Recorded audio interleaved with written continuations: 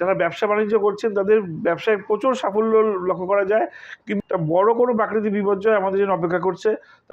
বিশেষ করে education sector থেকে খুব ভালো সুসংবাদ আনতে পারে। সন্তানের কিন্তু স্বাস্থ্যের অবনতি হতে পারে। যে নিকটবর্তী কোনো ভালো অ্যাস্ট্রোলজারের একটুখানি কাছে যান, সামান্য পরামর্শ নিন, এই জায়গাটা থেকে আপনাদের ওভারকাম করতে হবে।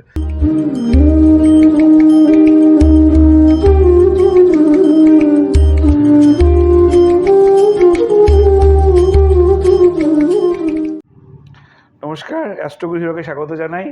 সর্বে ভবন্তু সুখিনঃ, সর্বে সন্তু নিরাময়াঃ, সর্বে ভদ্রাণি পশ্যন্তু, মা কশ্চিৎ দুঃখভাগ ভবেৎ। সকলে সুখে থাকুন, সকলে শান্তিতে থাকুন, সকলের সকল দুঃখ দূর হোক, মায়ের আশীর্বাদ সকলের মধ্যে বর্ষিত হোক। এই 9ই অক্টোবর শুক্র কন্যা রাশিতে গমন করছে। এই সময়টা সারা পৃথিবীর জন্য খুব একটা ভালো সংবাদ নয়। কন্যা রাশিতে যখনই শুক্র গমন করে তখনই প্রাকৃতিক বিপর্যয় খুব হয়। বর্ষা বিদায় নিলেও আকস্মিক প্রচুর বর্ষণের সম্ভাবনা কিন্তু রয়েই যাচ্ছে। আকস্মিক প্রাকৃতিক বিপর্যয়, ঘূর্ণিঝড় এই মাসে আসার সম্ভাবনা প্রবল। বিশেষ করে আজ থেকে 30 থেকে 45 দিনের মধ্যে একটা বড় কোনো প্রাকৃতিক বিপর্যয় আমাদের জন্য অপেক্ষা করছে।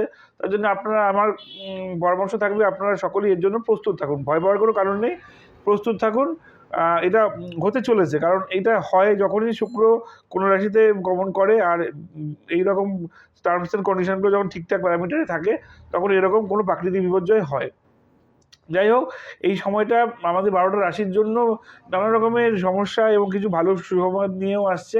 তো আমি আজকে মেষ থেকে মীন পর্যন্ত প্রত্যেকটা রাশির শুক্রের এই স্থান পরিবর্তন, কন্যা রাশিতে গমন কী ফল দেবে তা আমি জানাচ্ছি। সবার প্রথমে বুঝতে হবে কন্যা রাশির যে সিম্বল। কন্যা রাশি কী?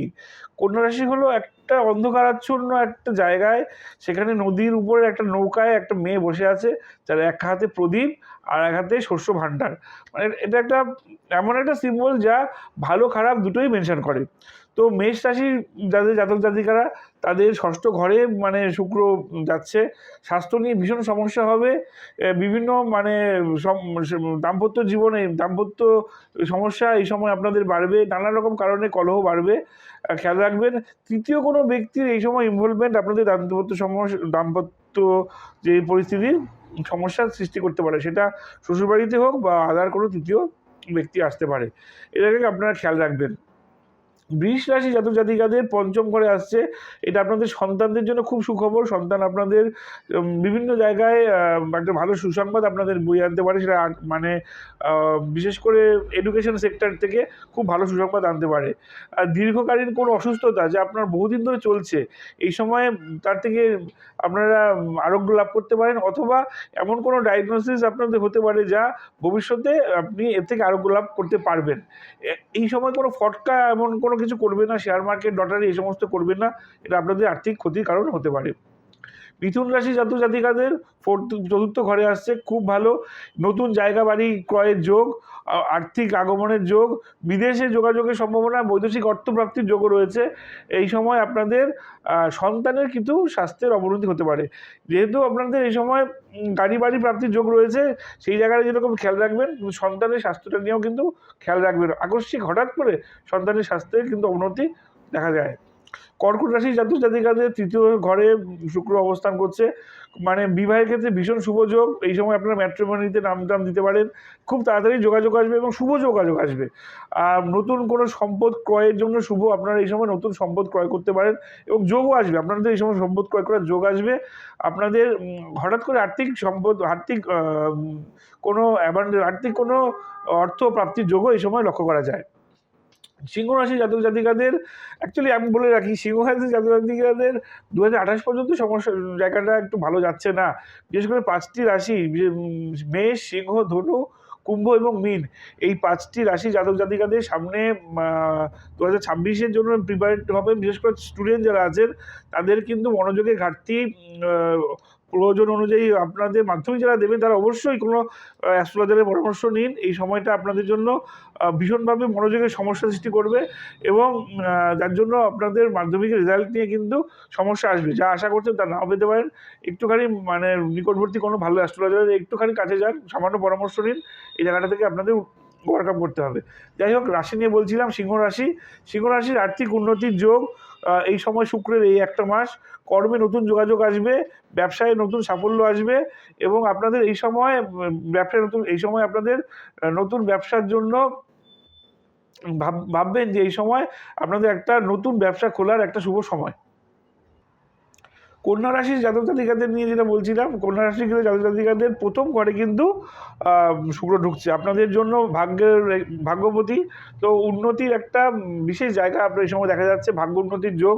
হঠাৎ করে আর্থিক উন্নতি, হঠাৎ করে কোনো অর্থপ্রাপ্তির যোগ কিন্তু দেখছে। যারা ব্যবসা বাণিজ্য করছেন তাদের ব্যবসায় প্রচুর সাফল্য লক্ষ্য করা যায়। কিন্তু যারা চাকরি করছেন, চাকরির জায়গায় আছেন, তাদের কিন্তু কলিগ বা আপনাদের সহকর্মীদের মাধ্যমে কিন্তু ষড়যন্ত্রের যোগ এই সময় লক্ষ্য করা যায়। সহকর্মীদের এই সময় মানে এমন কিছু কথা বলবেন না, নিজের মুখটাকেই যতটা পারেন মানে সাবধানে রাখবেন। আর কোনো কথা বলবেন না, তাহলে আপনাদের এই সময়টা কেটে যাবে, কোনো চিন্তার কোনো কারণ নেই। তুলা রাশির জাতক জাতিকাদের সময়টা ভালো যাচ্ছে না। দাম্পত্য সমস্যা দিনকে দিন বাড়তেই থাকবে। যানবাহন থেকে সাবধানতা অবলম্বন করবেন। হঠাৎ করে কোনো মানে দুর্ঘটনার যোগ লক্ষ্য করা যাচ্ছে। বিশেষ করে যানবাহন থেকে এই দুর্ঘটনার সম্ভাবনা। আপনারা চেষ্টা করবেন, যারা গাড়ি টাড়ি চালান তারা একটু সাবধানতা অবলম্বন করতে চেষ্টা করবেন। আর বিশেষ করে যেটা আপনাদের দাম্পত্য জীবনের যে সমস্যাটা, মানে নিজেদেরকে চেষ্টা করবেন একজনকে বুঝতে, একজন কথা বলে আরেকজন চুপ করে থাকবেন। আশা করি আপনাদের ভালো সুফল পাবেন। বৃশ্চিক রাশি জাতক জাতিকাদের ক্ষেত্রে রোজগার বাড়বে, সফলতা আসবে, দূরে ভ্রমণের যোগ এবং এই সময় আপনাদের বিবাহেরও যোগ রয়েছে। যারা প্রেম প্রণয়ন করছেন, প্রেমে সাফল্যের যোগ এবং সেই প্রেম বিবাহে পরিণত হতে চলেছে। ধনু রাশি জাতক জাতিকাদের জন্য কর্মে উন্নতি রয়েছে। ইন্টারভিউতে আপনাদের সাফল্যতা, যেহেতু দশম ঘর রয়েছে, ইন্টারভিউতে সাফল্যতা আসবে। প্রতিযোগিতামূলক পরীক্ষায় আপনাদের মানে উত্তীর্ণ হওয়ার সম্ভাবনা রয়েছে, সফলতা আসবে। আপনাদের চেষ্টা করবেন যেন